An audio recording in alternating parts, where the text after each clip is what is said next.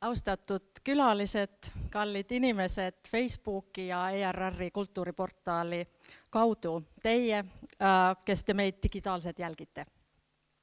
Olen Anu Heinonen, Soome Instituuti juhataja ja soovin teile kogu südamest tere tulemast osalema meie tänasel üritusel. Hyvät etäosallistujat myös Suomessa. Lämpimästi tervetuloa osallistumaan tähän Suomen Viron instituutin järjestämään juhlavuoden tapahtumaan. 30 vuotta on loppujen lopuksi varsin lyhyt aika. Samalla me Viron Suomen instituutissa olemme saaneet aitiopaikalla Tallinnassa ja Tartossa olla seuraamassa virolaisen yhteiskunnan nopeaa muutosta viimeisen 3 vuosikymmenen ajan. Pian alkava keskustelu käydään viron kielellä, mutta tänään julkaisemamme uunituore podcast-sarja sekä kuvallinen aikamatka tarinoineen instituutin vaiheisiin löytyy myös suomen kielellä instituuttimme kotisivulta www.finst.ee.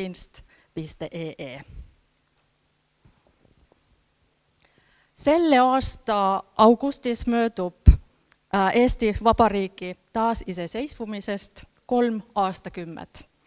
Palju õnne, armas Eesti. Ka Soome instituut tähistab tänavu 30. tegevusaastat Eestis. Soome instituuti töö on nende aastakümnete jooksul olnud pidevas muutumises. Samas aga on meil olnud suur privileeg.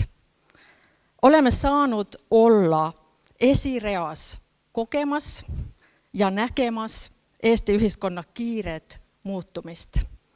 Vahel oleme olnud koos laval esinemas, aga eelkõige ikkagi koostööd tegemas. Usun siiralt, et 30-aastaseks saav Soome instituut mängib olulist rolli ka järgmistel aastakümnetel. Möödunud aastakümnetest on meil aga palju mälestusi ja värvikaid lugusid, millest tänasel vestlusel saame kuulda näiteid. Oleme kogunud nii audio- kui ka pildimaterjaali oma endiste töötajate ning koostööpartnerite kogemustest ning lugudest. Abiks selles on olnud 2 Soome tuntud ajakirjanikku, kellel mõlemal on ka väga tihe side Eestiga. Aitäh Hannele Valgeniemi, kes koostas meile virtuaalnäituse. Suur aitäh Marjo Näkki ja helikujuntaja Katja Kostiainen, kes valmistasid meille podcast-sarja, mis koosneb 3 soomekeelsest ning 1 pikemast eestikeelsest loost. Nii fotode kui ka audiomateriaali kaudu saavad lood elavaks. Nendega saate tutvuda meie kodulehel www.finst.ee #finst30. Oleme väga tänulikud kõigile, kes podcastidel oma mälestusi jagavad. Nendest lugudest tuleb välja ka meie 2 väikse rahva vaheline sõprus ja armastus. Tänulikud oleme ka fotograafidele, kelle pilte oleme saanud kasutada oma veebinäitusel. Meie tänane üritus pidi toimuma juba märtsis. Kahjuks praegune keeruline olukord lükkas üritust edasi. Aga on suurepärane, et saamme täna kokku tulla ja natukene piiluda lähiajalukku. Oma juubeliaasta raames ei taha me aga ainult minevikku vaadata. Sügisel korraldame juubeliseminari, kus suuname pilgu tulevikku ning otsime Soome ja Eesti vahelisi uusi koostöövaldkondi ja võimalusi järgmisteks aastakümneteks. Seminar toimub Tallinnas 11. novembril ja ootame teid kõigi loomulikult ka sinna. Aga nüüd on mul väga hea meel kutsuda lavale Hannele Valgeniemi, kes on koostanud veebinäituse Soome Instituut Eestis 30 aastat kultuurikunsti ja kodanikuühiskondade ühendajana. Ja pärast Hannele sõnavõttu jätkub arutelu paneelis, kus osalevad ka instituuti endised töötajad, ajaloolane Seppo Zetterberg, kirjanik Maimu Berg ning Tuklase seltsi koolitus- ja lõimumisjuht Järvi Libasti ja vestlust modereerib ajakirjanik Marju Näkki. Palun Hannele. Tervist kõik! Väga suur rõõm olla siin pärast seda, et ma olen sirvinud sadu, ma arvan küll isegi tuhandeid pilte selle 30 aasta jooksul, mis kõik need tegelased on midagi teinud ja paljud muud. On värvikaid pilte ja värvikaid mustvalge pilte olnud, mis on rääkinud seda, mis on toimunud Soome-Eesti sillal. Selle 30 aasta periood nagu pildide kaudu ja selle tegevuse kaudu annab mulle paar märkust, tahaks nendest tähelepanekuist teha. Esiteks see, et alguses selgelt oli sõna, nii nagu öelda Piiblis, alguses oli sõna. Et see tegevus, see kultuurivahetus, see on kõik selle tugisammas, alustalas on olnud kirjandus ja keel. Ilma keelt me ei ole mitte keegi. Ja see nagu Pire Saluri tõlkija on ilusasti öelnud, et keel on püha selleks, et keel oli vahepeal eestlaste ainus kodumaa. Ja see oli näha, no need oli kirjandustegelased paljudki, need inimesed, kes siin alguses on alustanud ja seda on näha. Ja loomulikult kirjandus ja keel, eriti nüüd siis keel, on ka praegu väga aktuaalne, et me räägime ju mõlemas riigis selle vastatikuse keele õpetamisest ja kas me kohe läheme kõik inglise keelele või kas meie keelel on mingi väärtust ja kas sellega teatus tehakse. Nii et see pikk ajajoon on näha siin ka siin instituudi ajaloos.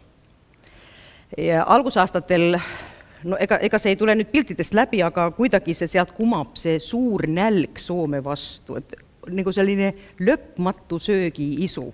Et ma tahan teada kõike Soomest, kõike võimalik siis, kui Eesti sai vabaks. Soome oli ju see vabaduse aken ja loomulikult siis nälg oli lõppumatu. Ja siis see on nagu tasakaalustunud, nüüd me võime küsida, et kas see nälg Soome vastu nüüd on eriti suur, aga kui me vaatame nüüd praegu selle päeva uudiseid, nii Eestis eriti küll jäägitakse, et no mis seal Soomes toimub ja kas me nüüd siis saame üle piiri või ei saa. Nii et nälg on siiski olemas, aga teistsugune. See, kuidas me oleme teine teisesse suhtunud ja mida me teine teisest arvame, see on olnud instituudi nendes seminarides ja konverentsides ja loengutes alati nagu pealkirjaks. Me vaatasin, see oli 92 või 3 oli olnud Tartus just, et no mis meie omavahelistest suhtest võiks saada ja kas me tunneme nüüd teine teist piisavalt ja neid on olnud aastate jooksul ja jälle me täna kindlasti ka küsime, kas me tunneme teine teisi piisavalt ja kas me oskame suhelda.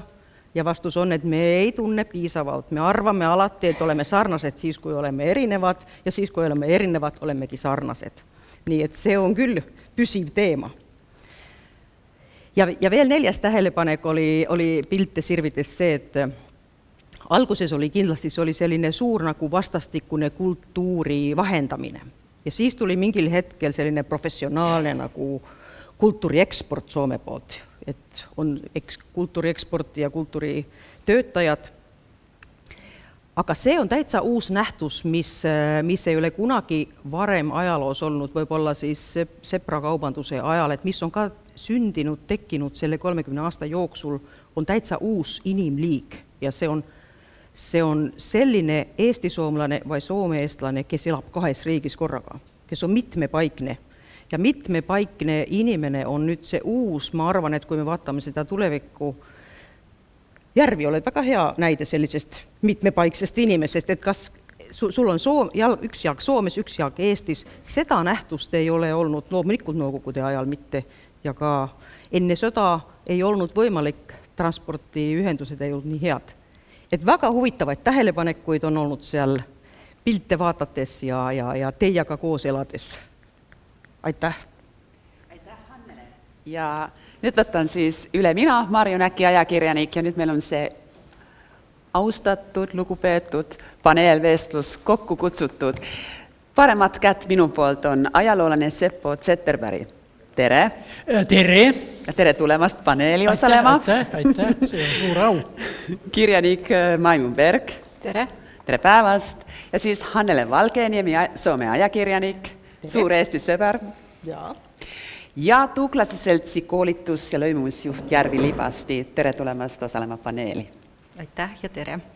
Alustame sellega, et Soome instituut Eestis saab nüüd 30-aastaseks. Seppo Zetterberg, kuidas tunne on? Noh, instituut on minust noorem küll, aga vist on väga hea nii. See on, minu meelest see on küll suur juubel selles mõttes, et kui meie 30 aastat tagasi asutasime Soome instituuti, raskused neid oli ja bürokraatia oli suur tollal, aga muidugi mitte nüüd ja nii edasi, aga ikkagi lõpptulemus oli minu meelest selline, kui me tahtsime, ja ma ei tea, mina olen ju ajaloolane ja tegelen seal enamasti minevikus, aga ikkagi mulle tundub, et 30 aastat tagasi me ei julgenud olla kindlad, et Soome instituut kunagi saaks nii vanaks, kui see nüüd on. Ja see on minu meelest suure juubeli selline küsimus.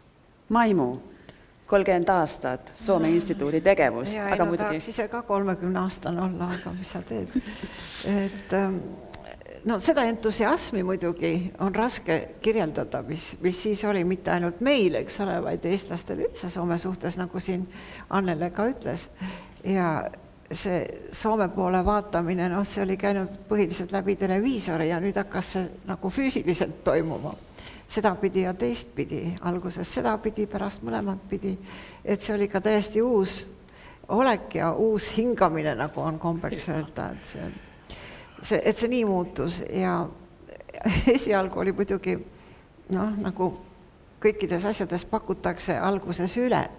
Ma mäletan, et kõik esimesed ettevõtmised tuli mõni kirjanik või ükskõik, mis me siin parajasti korraldasime, siis kõik Eestis parajasti olevad televisioonid lohisesid kohale, suured kaamerad, tolleaegne niisugune hirmus tehnika, nõukaaegne veel kaasas õla peal. Kahju oli kohe vaadata, panid need maha ja jälle igal pool aktuaalsetes kaamerates ja kõikide need erakanalite uudistes, mis toimus Soome instituudis. Seda me ei kujuta tänapäeval üldse ette, et niisugune süksee oleks ühel instituut. Ja Seppo, sina olid Soomes asutamise juures ja siis olid järjekorras teine juht Soome instituudis Eestis. Ja vist oli midagi sellist, ja oli. Soomlane on tagasihoidlik inimene, eks ju? Ei, tüüpiline soomlane on selline, aga mitte kõik. Ja ajaloolased need on kummalised. Ja. Et see, nii nagu Maimu ütles, see Soome instituuti asutamine, see oli ju selline enam-vähem pikk protsess, nii et see võttis aega, aga ikkagi lõpptulemus oli küll selline suurepärane ja Maimu oli meil seal instituutis, sa olid ju enam-vähem esimene töötaja ja sellepärast sina väga hästi tunnedki, et milline instituuti minevik on olnud. Nii, Maimu, sina töötasid. Milline on olnud? Olid siis ka ajakirjanik, töötasid giidina Soome turistidele, õppisid soome keelt Tartu Ülikoolis ja siis lõpuks tuli instituudi. Ja no giidina ma olin rohkem ülikooli ajal ja soome keelt me õppisime, siin on teisigi, kes õppisid omal ajal soome keelt ülikoolis, see oli niisugune teooria, tegelik elu ja praktika ja see, mis soomlane tegelikult rääkis, oli midagi muud. Sellest võiks midagi ühest anekdoote rääkida, kuidas me seal õppisime ja oli vist saada ainult 2 või 3 soomekeelset ilukirjanduslikku raamatut meil. Aga jah, siis juhtus nii, et ma sattusin Soome instituudi päriselt tööle ja see ei olnudki tegelikult nii väga juhus, et ma ei tea, kas on mul siin aega, aga kui ma olin niisugune plikakene, siis meil oli köögis seina peal Eesti-aegne Eesti kaart ja Soome oli sealt ka näha natukene üleval pool ja mind hämmastas see, et sinna Helsingisse oli Tallinnast, kus me elasime vähem maad kui Tartusse. See tundus täiesti uskumatu, et sest Soome oli nagu olematu asi peaaegu raadiost, küll kuulsime, aga ikkagi see oli raadio. Ja ütlesin ükskord emale väikse tüdrukuna, et küll on ikka tore, et see Soome on meile ju nii lähedal. Ja ema ütles, et meile on Habarovsk lähemal kui Helsingi, pea seda meeles. Pärast kirjutas ju ka Juhan Viiding väga hea luuletuse, et Jaapan on kaugel, Eesti on kaugemal veel. Aga see Soome, mis oli kaugemal kui Habarovsk ja samal ajal ikkagi lähedal ka, huvitas mind küll väga sel ajal juba. Ja Soome raadiot saime kuulata ja minule sattusid lapsepõlves kätte niisugused albumid, kus oli palju Soome kunsti, oli niisugune naljakas nimi nagu Kallen Kallela. Aga tal olid väga huvitavad pildid. Oli Soome jugendstiilis majadest pilte. Need mõjusid mul nagu põrgu väravad, need niisugused alati väga, väga palju mõtteid tekitas. Nii et Soome oli minu jaoks väga olemas. Sibeliuse muusika, ma räägin, aga tõesti nii see oli. Te võib-olla mõtlete, et ma see tagantjärgi välja mõelnud ei ole. Nii et minusuguse sattumine Soome instituuti oli küll omamoodi juhus, aga kuskil seal ilmselt ära märgitud. Ette planeeritud ja. Kellegi poolt? Kellegi, jah, poolt. No aga vaatame siis põhja poole kalda. Hannele Valgeniemi, millal sina said aru, et Eesti olemas on ja temast saab sinu salajane armuke lõpuks? Ja, see oli vahepeal salajane ja nüüd see on olnud ilmsi ja jälle ma tulin nagu pärast 1 aastat, kuna ma olen taastan olnud koroonakarantiinis või lõksus seal armukese juurde. Jah, ma saan aru Eesti olemasolekust küll nõukogude ajal ja esimest korda käisin siin aastal 86 ja väga hallis vormis oli Tallinn ja see oli just pärast Tšernobõli tuumajaama avariid ja siis meeleolu oli täitsa midagi muud. Et tollal ma ei oleks küll võinud kujutada ette, et missugune rööm hakkab siis tulema laulva revolutsiooni ajal ja siis kõik see, kuidas siis instituut on pandud tööle ja siis see meie nagu silla ehitamine. Aga tollal ma saan aru, et mingi kehaosa minust on puudu. Et ma ei ole mõelnud kunagi niimoodi, et on mingi, et oleme nagu vennad või et pigem nii, et on nagu üks pöösas ja selle ühe pöösa, see oli lõigatud lahti. Ja nüüd see hakkas vaikselt kasvama selle Läänemere, juured on see Läänemere all. Ma tunnen ennast nagu Läänemere soomlasena, et ma sain nagu oma kehaosa nagu hakkasin vaikselt tagasi saama. Et see ei ole ainult Nord Streamis jookseb seal Läänemere põhjas, et seal kulgevad meie juured ka. Ja see jookseb meie vahel ja see on veel sügavammal. Järvi Lipasti, kuidas sina instituuti sattusid tööle? Seppo ütles, et instituut on noorem kui tema. Tegelikult on instituut isegi noorem kui mina. Aga mul tuli meelde, et ma olin 26-aastane tütarlaps, kui ma Soome instituuti tööle tulin. Ja nüüd, kui ma tagasi mõtlen, siis ma peaksin küll ütlema seda, et see oli unistuste töökoht. Ja ma olen siiamaani selle Soome-Eesti asja juurde jäänud. Ma usun, et Soome instituudis töötades midagi kasulikku suutsime Eesti ja Soome heaks teha, aga instituut minu jaoks on andnud ka kõige paremad sõbrad. Nii et mul on isiklikud kasud ka sees. Ja praegu ma tegelikult teen ju seda sama tööd ainult teisel pool lahte. ja nagu Hannele ütleb, et temal on kehaosapuudu, siis ma tõesti olen mõelnud just nüüd, kui see reisimine nii väga lihtne pole, et ausalt ma ei kujuta ette, kuidas saavad üldse need inimesed elada, kellel ei ole 2 kodumaad. Täpselt, jah. Et ikkagi see on nii suur rikkus, kui sul on 2 kodu. Ja see on just täpselt see, millest Hannele juba rääkis varem. Mitmepaiksus. Mitmepaiksus, jah. Et nüüd on nagu 2 jalaga seisame jälle, me Läänemere soomlased. Et kui eestlastel alati on linnakodu ja maakodu, siis vabalt võiks ju olla, et no mul on see Soome kodu ja Eesti kodu, meil võiks kõigil niimoodi olla. Kas meil on selline arusaamine teineteisest, et Läänemere ühendab meid? No meil on, ma ei tea, ei nüüd ole küsitlust teinud, oleks tore kuulata. Vastutab vist praegu terve Soome eest. Ja. Ei, ma arvan, et Soomes käis see sama, eestlased teasid terve aja, et Soome on olemas, aga meil käis vastupidi. Meil oli vastupidi nii, et meil oli ju Eesti oli kaotatud. See oli see suur punase värvika nagu kaardi peal Nõukogude Liit ja see sama vahemaa tõesti, see oli nii suur üllatus, et kui lähedel on selline linn ja selline rahvas, kes räägib umbes samamoodi kui meie, aga miks me sinna ei saa? Need on ju meie, need on ju sarnased kui meie, nende joovad palju viina ja kaklevad oma vahel ja on sellised Soome ukrimukrid nii nagu on. Aga miks me nendest midagi ei tea? Aga keel on meil ühine, peaaegu. Ja sina oled selle asjatundja. No keel on peaaegu ühine ja mille pärast... No nagu Maimu ütles, eks ülikoolis meist oleme kõik soome keelt õppinud, minu õpetaja oli Paula Palmeus, Maimul ka, ja, mis tähendab, et teoorias olime me tugevad, praktikas mitte nii väga. Aga ma mõtlen just seda, et kui me soome keelt õpime, eestlased, või kui soomlased õpivad eesti keelt, siis me tegelikult ei õpi nii väga võõrkeelt, vaid ma näen küll, et sugulaskeelt õppides me eelkõige õpime oma keelt. Mida rohkem me õpime soome keelt eestlastena, seda paremini me õpime tundma eesti keelt. Mida rohkem me saame teada ja õpime tundma soome kultuuri, seda rohkem me saame teada eesti kultuurist.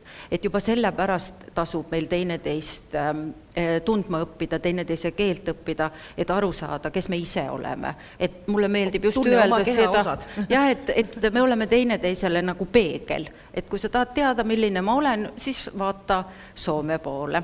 Et see ei ole muidugi minu välja mõeldud, vaid juba targad mehed 100 aastat tagasi on seda öelnud, et alles Soome kaudu leiame Eesti.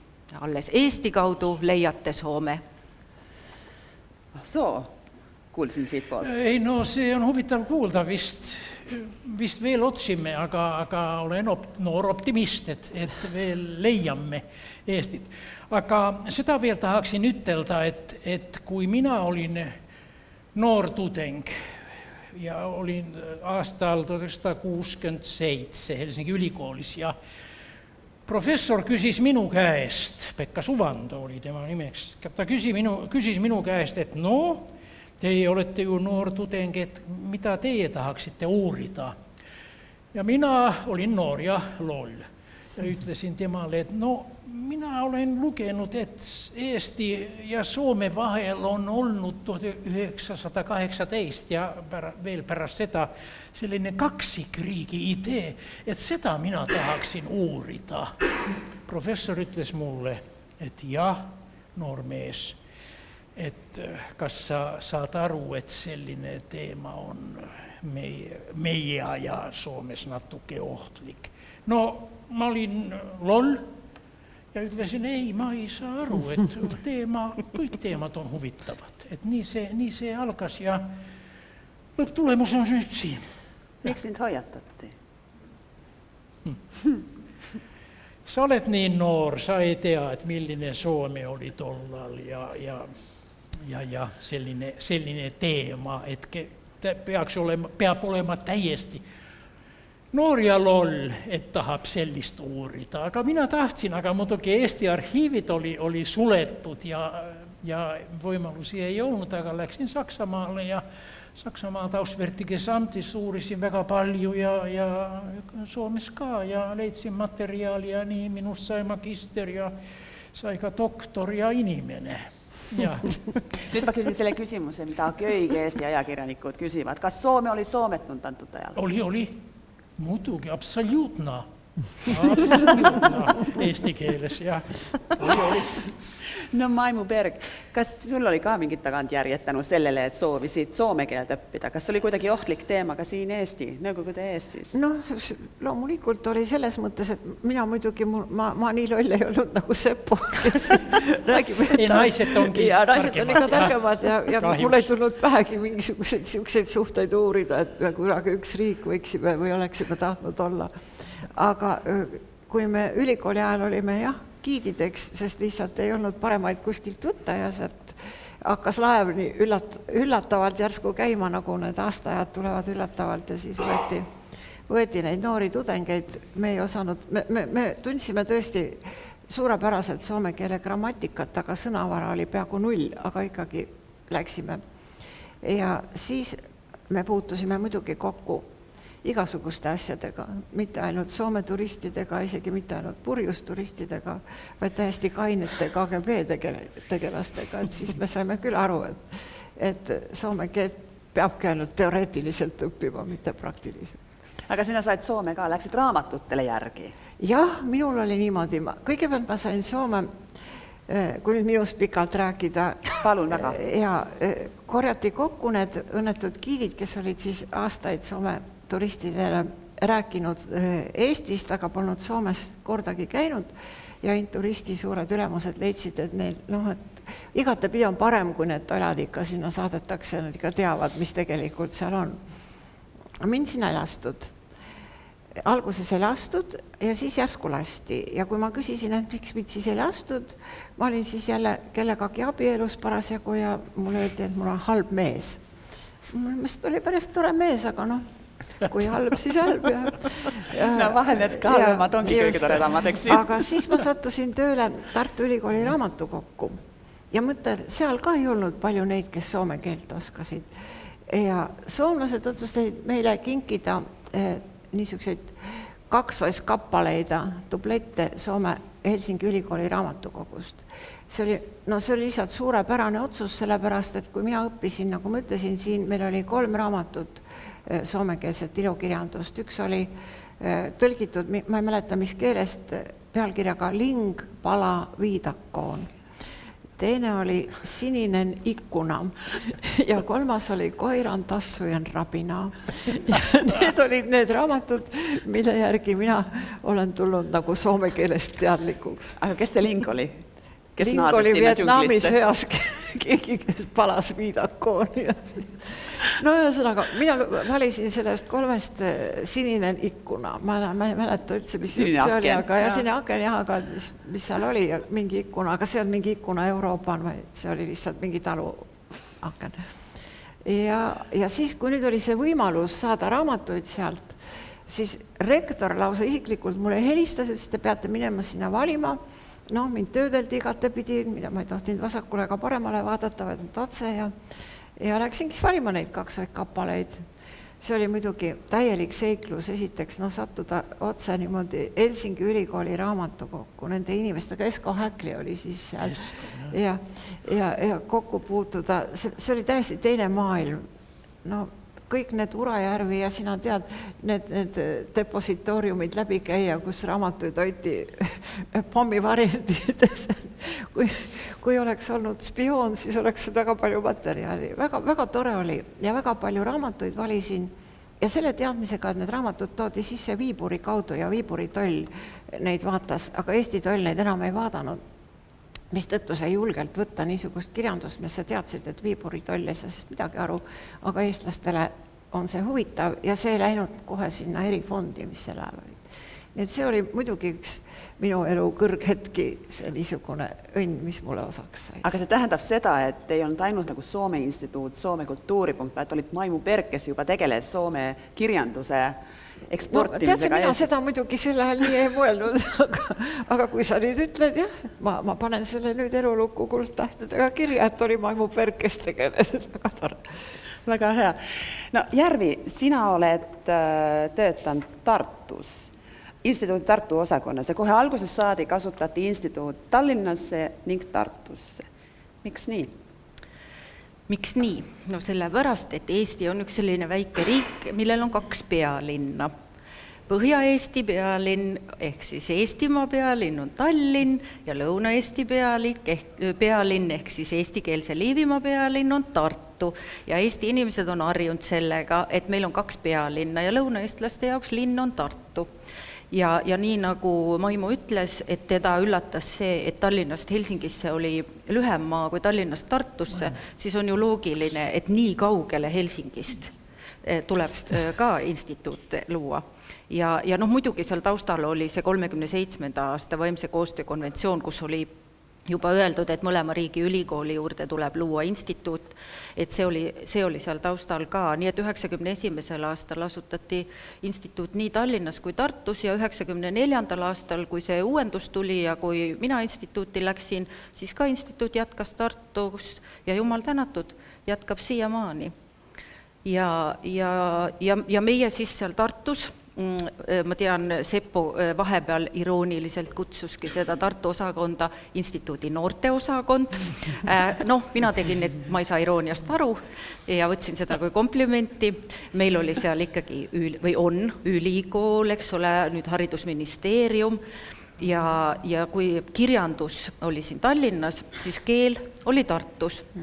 Ja keeleõppimisega oli samamoodi, et kui mina ülikoolis soome keelt õppisin seal Paula Palmiuse juures, siis me hakkasime ülikooli astudes 2 sellist, ütleme, kasutut keelt õppima. Üks oli ladina keel või surnud keelt ladina keel ja teine oli soome keel. Et need olid keeled, mis oli olemas, mida võis õppida, aga nendega ei olnud mitte midagi peale hakata. Et see oli lihtsalt huvitav teada saada, et selline keel on olemas, aga me 80ndate keskel teadsime, et seda on tore õppida, aga sellega teha ei ole midagi, ega me rääkima ei hakka seda kunagi. Ja see raamat, mitte raamat, vaid õppetükk, mida mina mäletan või lugu oli Tarina perunasägista. Ja oli mingi Petros Kois välja antud raamat, et näete, soome kirjandus on jätnud sügava jälje meisse kõigisse. Aga siis muidugi, ühesõnaga 90, mina tulin instituuti 94, aga juba 90ndate alguses enam ei olnud soome keel keelatud. See kindlasti tundub nagu tänapäeva inimeste meelest kummaline, aga ega sellele ikkagi väga hea pilguga ei vaadatud, kui inimene oskas soome keelt või õppis seda. Et see oli ikkagi väga kahtlane ja seda inimest, temal tuli silm peal hoida.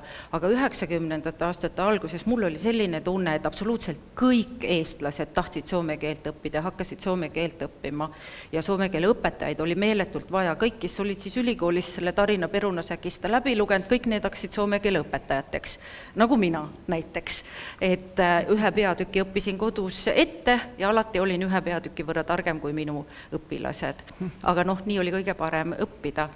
Ja siis ühesõnaga Tartus me võtsimegi nagu soome keele õpetajad ja kõik need 1000 eestlased, kes siis soome keelt õppida tahtsid nagu oma, ma ei tea, kas just öelda tiiva alla, aga ikkagi toetasime neid ja siiamaani instituudil üks tähtsamaid tegevussuundi paljude tähtsate seas on just nimelt soome keele õpetamine ja soome keele õpetamise toetamine. Et muidugi me ei ole ainukesed, et soome keele õpetajate selts oli varem loodud ja see tegevus käis siin nii Tartu ülikoolis kui ka Tallinna ülikooli juures ja isegi soome keele õpik juba oli Kaaresargil ilmunud, nii et me ei olnud selles mõttes esimesed, aga ma usun, et tänu instituudi tegevusele siiamaani Eestis õpitakse koolides soome keelt ja inimesed siiski oskavad veel soome keelt, et peetakse veel intelligentse inimese tunnuseks inglise ja saksa ja vene ja soome keele oskust. Ja siiamaani täiendkoolitus, õpetajate täiendkoolitus on väga tähtis.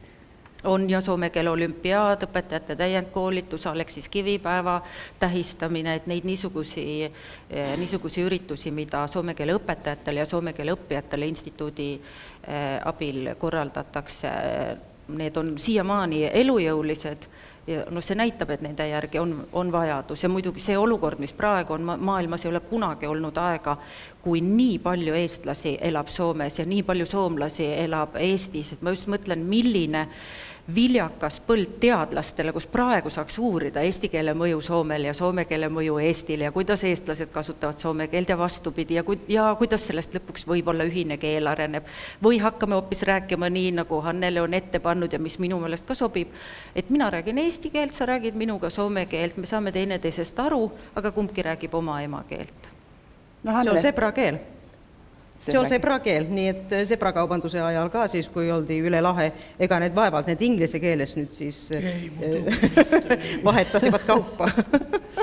Aga Hannele, sinu jaoks keeled on olnud, soome ja eesti keeled on olnud väga tähtsad.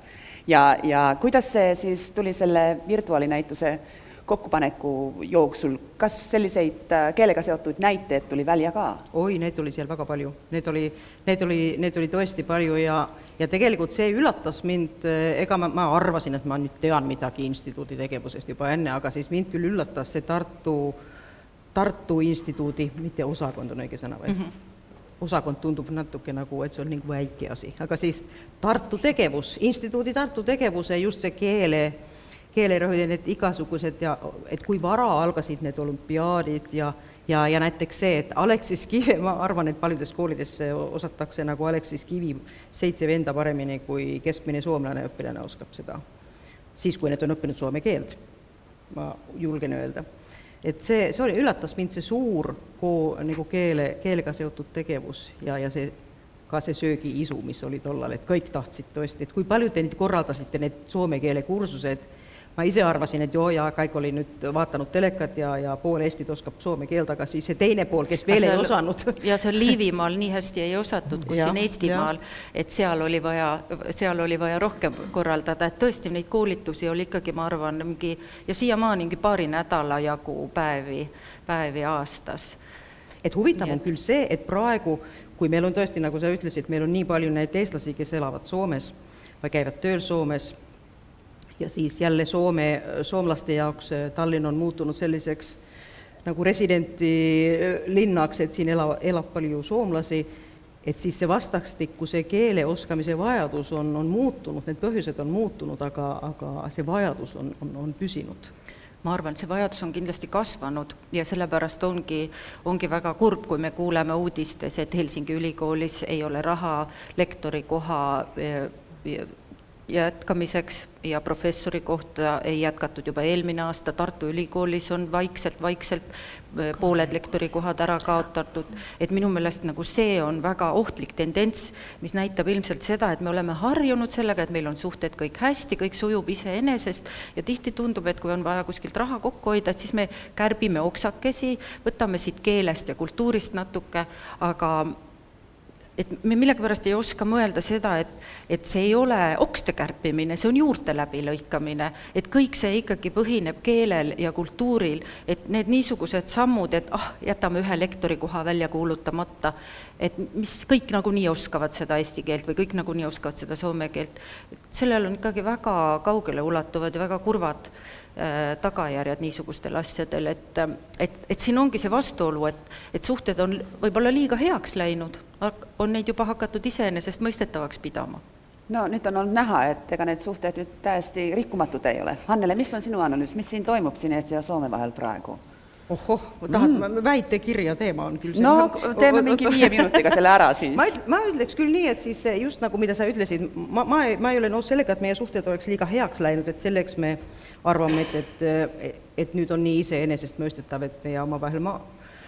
Ma arvan, et meie suhted, et me oleme terve aja arvanud, et need on paremad, need suhted, ja siiski me tunneme liiga vähe, et kõik see instituudi tegevus on ju püüda esitleda Soomed Eestis ja vastupidi, vastastikune tegevus on, mida sa teed nüüd siis Tuklase seltsi, mida teed Eesti instituut. Ma arvan, et me siiski ei tunne, me arvame, meil on see, ma olen nimetanud seda nagu lähinägematuseks.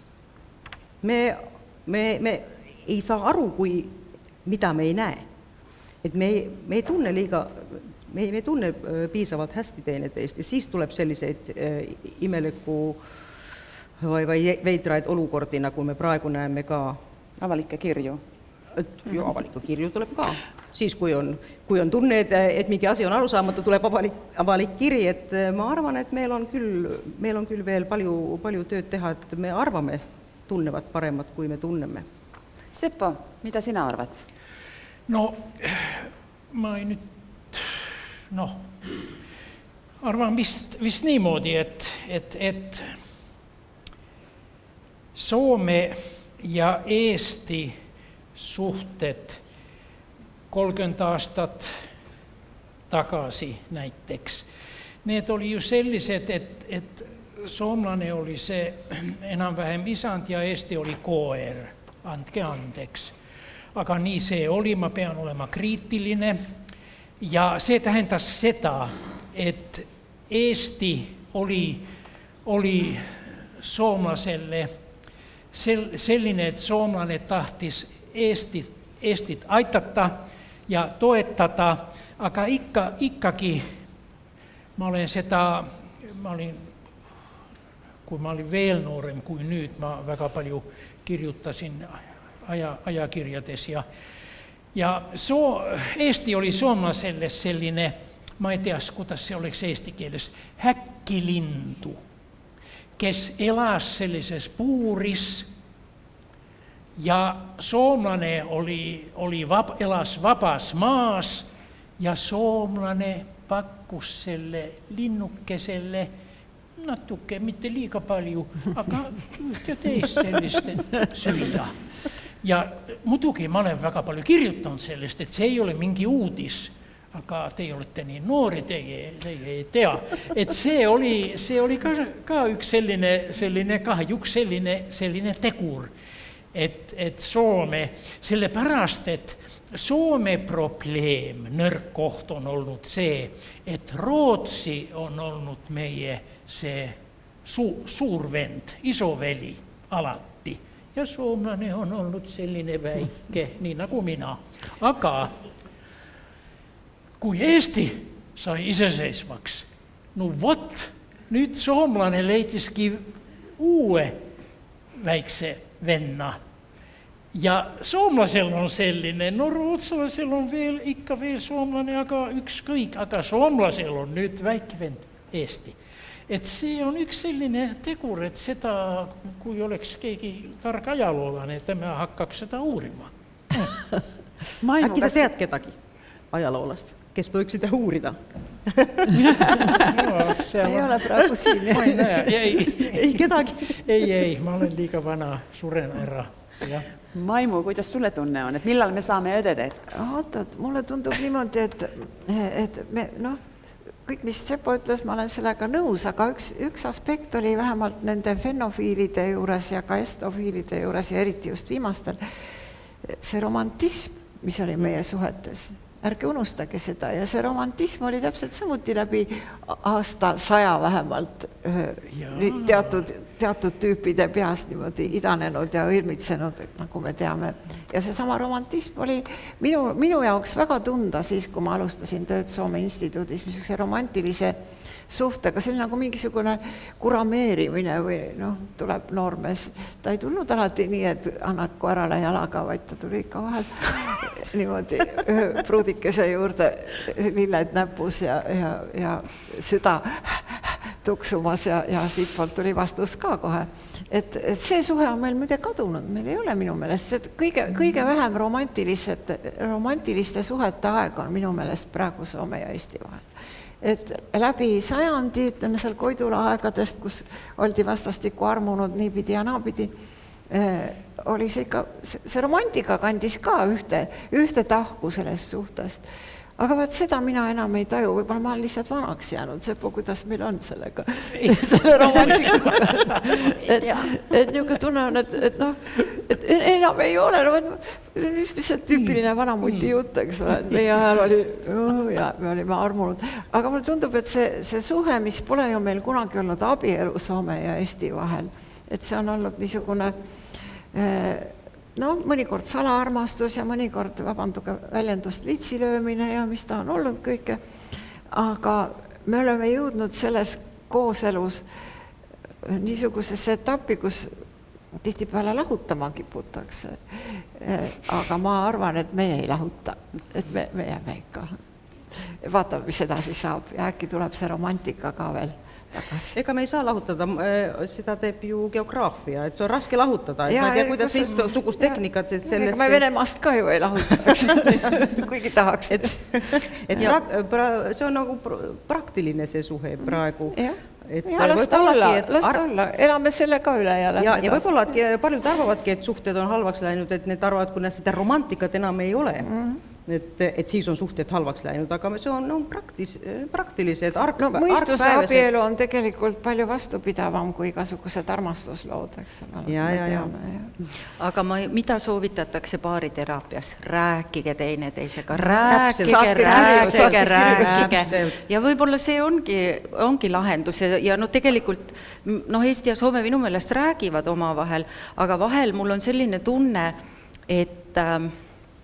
et me räägime, et me ei saa aru sellest, et me peaksime eestlased peaks soomlastega natuke teistmoodi rääkima kui eestlastega, et me tegelikult oleme harjunud see vestluskultuur ja rääkimise ja mõtlemise kultuur, et eks me ju natuke ikkagi erineme, et me vahel lihtsalt saame nagu aru teineteisest natuke erinevalt, et ma olen vahel just mõelnud seda, et rauhallisuus ei ole ilmtingimata uimasus ja võib-olla selline kiirus, mis on Eestis positiivne omadus, ei ole ilmtingimata hädäisyys, aga me tõlgime neid asju tihti just niipidi oma vaatenurgast, et selles mõttes ongi huvitav, et suures plaanis me oleme ju sarnased, aga sellistes nüanssides me oleme erinevad ja siin tekivadki võib-olla need just, et iga kord ei saa teineteisest täpselt aru ja lähtume hästi palju iseendast ja sellest, kuidas meile meeldib, kuidas meie oleme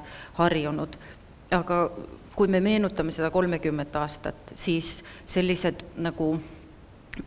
hetked, kui ajakirjanduses tuleb jälle mingi karikatuur, Eesti ja Soome suhted on läbi, nüüd on kõik, kas Eesti ja Soome suhetes on nüüd kriis, nüüd enam edasi siit ei ole võimalik minna. Jah, siis läheb päev, 2, vahel isegi nädal ja see on juba unustatud ja tuleb jälle mingisugune uus, ma arvan, et see on äkki selle 30 aasta jooksul äkki 10. kord vähemalt, kui arutatakse selle üle, et kas nüüd on kõik.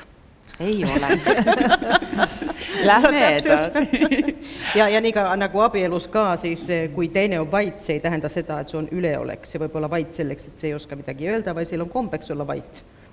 Et soomlane kipub olema vait ja eestlane tahab aru saada, et kas sa mind kiusab nüüd või? Miks sa ei räägi minuga? Just.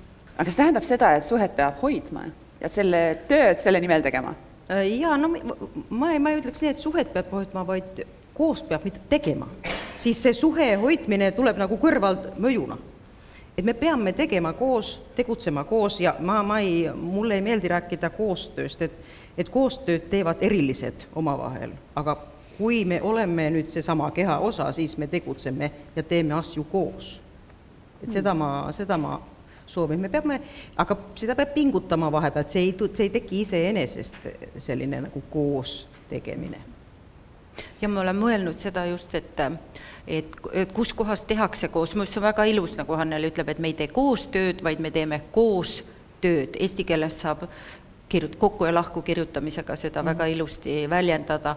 Aga ma mõtlen näiteks, et mis kohad on need, mis on soomlasele ja eestlasele pühad ja kus saab seda koostööd teha. Ma arvan, et see on mökki, ehk siis soomlase suvila, siis võib-olla eestlase köök, soomlase suvila ja saun mõlemal. Et võt nendes kohtades me peaksime koos rohkem käima. Ja võib-olla metsa sees ka? Metsas ka.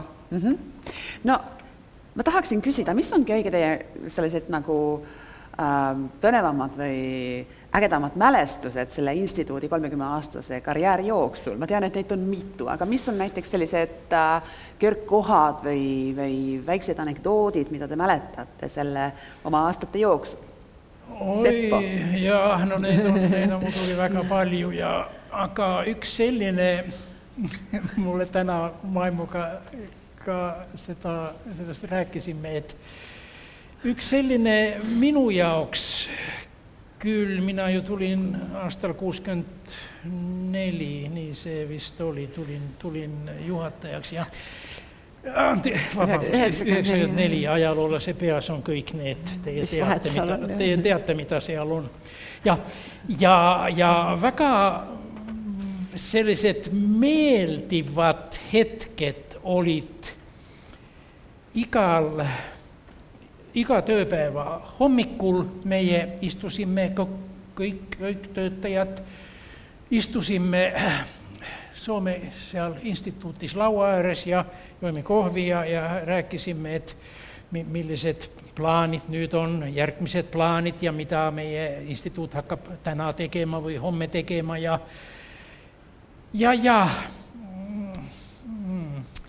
pean küll ütlema, et kui need osa Soome töötajatest läks tööle ja meie jäime istuma, siin istub ka Viia Väli, ta on väga kaua olnud instituutis, ja Maimu ja mina ja tööpäeva kõige parem hetk oli see, kui meie 3 hakkasime rääkima ja need soomlased läksid tööle. No millest teie rääkisite siis? Vaat seda ma sulle ei ütle. Soomlased lähevad tööle. No neid on nii palju neid asju, mina olin ju kauem natukene, eks ole, kui sina seal. Ja ma mõtlesin, mis mulle kõige rohkem meelde tuleb, palju asju tuleb meelde, aga hetkel tuleb see, et me otsime väga külla Agi Kaurismäge, ta oli ju maailmakuulus ja Agi Kaurismägi. Ja kui ta siis tuli ja ta oli valmis ka siin samas instituudis andma pressikonverentsi. Tuija Kokko oli minu Soome kolleeg sel ajal ja meile Tuijaga öeldi, et Kaurismägi tuleb, siis teadke, tal peab olema vasakul pool vein, paremal pool õlu. Et tal peab olema see kõik kättesaadav, sest muidu ta ei räägi. Ja sina, Maimu, istud siis sina veini juurde ja Viia istub õlle juurde ja niipea, kui Kaurismägi sirutab käe klaasikesega, nii vastavalt, kas siis sina poole, siis vastavalt te valate. Ja meie muidugi valmistasime kõik ette, veinid, õlled, Kaurismägi, meie ja Kaurismägi tuleb ja ütleb, mida? Miks muud on istutettu tähän 2 alkoholistin väliin? Ja läks edasi pressikonverents, meie jõime siis Tuijaga tema õlut, mina veini, aga keskel jõi Kaurismägi aegalt vett ja rääkis just edasi. Meie oli lõpuks päris purjus, nii et tal oli õigus, kui ta alkoholistide vahele istutati. Aga kas see oli mingi linnalegend, kust see tuli see informatsioon? Et ta oleks tahtnud õlut või? Vaat seda ma ei mäleta. Keegi ütles, silmad pärani tormas sisse, kõik olid, kogu see Eesti kinorahvas oli muidugi täielikult tagajalgadel, nagu öeldakse, et nüüd on Kaurismägi. Ja siis keegi tormas sisse, kes ütles, et teate, et Kaurismägi kaine peaga üldse ei räägi, et tal on vaja siia nii. Ja me ei tea, kas ta täna tahab veini või tahab ta täna õlut, eks ole, selles omasi. Järvi, mis on sinu kõige helgemad mälestused? Helgemad. Ma ei ütleks, et see on kõige aga ma küsin nüüd helgemad mälestused. Sa just ütlesid, et räägi midagi lõbusat ja lõbus ja helge, need on võib-olla natuke erinevad. Tartust mul tuleb lihtsalt praegu meelde see, et sinna, nagu ma ütlesin, et ajakirjanikud tormasid kogu aeg kohale, iga väiksema asja peale ja siis meile tulid ükskord venekeelsed ajakirjanikud. Ma ei mäleta, mida ta kirjutas, aga ta oli šokeeritud sellest, ta teadis, et mis on instituut ja ta tuli sinna instituuti ja siis oli artikkel oli instituut bez studentov, et ilma üliõpilasteta instituut, sest vene keeles, eks ole, see tähendab ülikooli. Aga see ei olnud mingi lõbuslugu, aga lõbuslugu on, ma ei ole ise juures olnud, aga see on tõsilugu. See juhtus siin Tallinnas sel ajal, kui instituut on ju siin Kirjanike Liidu ruumides ja enne kui instituut sisse kolis, tehti siin remont. Remont tehti loomulikult selline Soome remont, ehk siis aasta oli 94, meil teate isegi Eesti esteetika värvid, aga Soome esteetika teate valge. ja maalril oli öeldud, et kõik seinad tuleb värvida valgeks. Ja maaler värvis ja porises, ütles, et kõik seinad on valge, kas siia tuleb mingi haigla või? Ja Seppo, juhataja, ajaloodoktor vastas, jah, see ongi kliinik ja mina olen doktor. Ma olen doktor Seppo, see on Seppo kliinik. No Hannele, sina instituudis töötanud veel ei ole, aga mis on sinu helgemad mälestused võib-olla seoses instituudiga või Eestiga? No tegelikult see oli seoses instituudiga, kui olin pressinõunikuna, eks me tegime väga tihedat koostööd ja just minu perioodil sattusid need kõik 100 aasta juubelid. Ja seda me küll kunagi elus ei unusta, seda Soome päeva, mis oli suur juubelikontsert, 2 riigi nagu säravad artistid on laval ja siis tuleb 2 presidenti ja siis tuleb 2 peaministrit ja Anna, ja siis tuleb Anna naine, kes istub Kõige tähtsam külaline. ja see, no tegelikult see helge mälestus on see, et kuidas me tegutsesime nagu suur orkester nagu omavahel ja siis suur orkester tegutses ka seal laval. Ja nii nagu Anna seda ütles kunagi väga ilusasti, ma ei mäleta küll kus kohas, aga see on väga selgelt mul meeles. No eks see Soome 100 oli selline suur juubel eestlastele ja see oli mulle suur üllatus, et kas eestlased tõesti tahavad meie juubelit nii palju tähistada. Et see Soome armastus, mis oli võib-olla see romantism, tuli tagasi küll tollal, kui Soome sai 100-aastaseks ja just Anna ütles, ja see oli tunda tol päeval, et nagu oleks selline armastuse tsunami tulnud peal, nii et ma lihtsalt uppun sellesse armastusse. No kuidas siis edasi? Meil on paar minutit veel aega.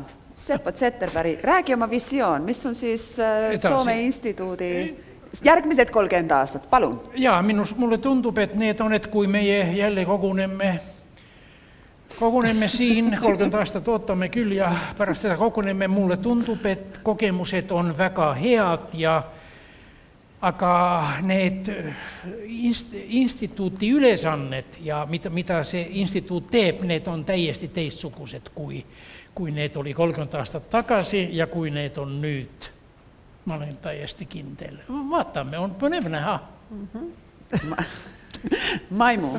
Ja muidugi see on õige, et 30 aastaga on kogu see instituudi tegevus ju väga palju muutunud ja see on väga tore, et instituut on osanud niimoodi kohaneda sellega, mis hetkel on, et ei ole jäädud pidama sinna mingisugusesse sellesse aega, mida ma nimetasin romantiliseks ja mida ma siiski natuke taga leidan ja loodan, et tuleb jälle ja ma arvan, 30 aasta pärast on meil mingisugune uus, täiesti arusaamatu meie praegusele seltskonnale, aga või selleaegsetele noortele täiesti arusaadav armastussuhe Soomega.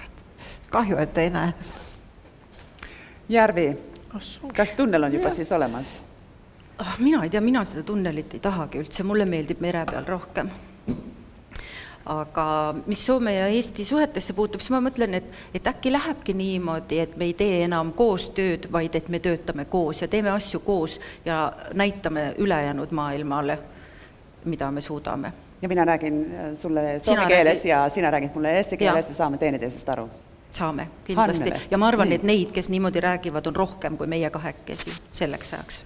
Hannele.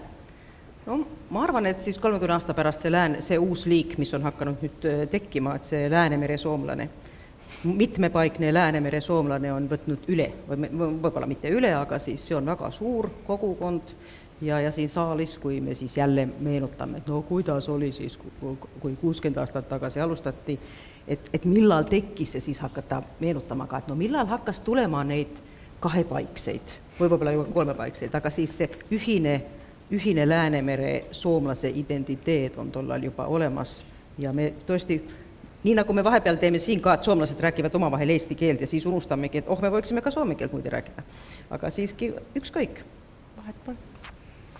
Aitäh väga huvitava vestluse eest, ajaloolane Seppo Zetterberg, Maimu Berg, kirjanik, lõimumis- ja koolitusjuht Järvi Libastituklase seltsist, kõige pikem tiitel ja ajakirjanik Hannele Valgeniemi. Ja kõigile online'is ja Facebookis vaatajatele suur aitäh ja minge ja uudistage finst.ee kodulehekülge. sealt rohkem informatsiooni, aitäh!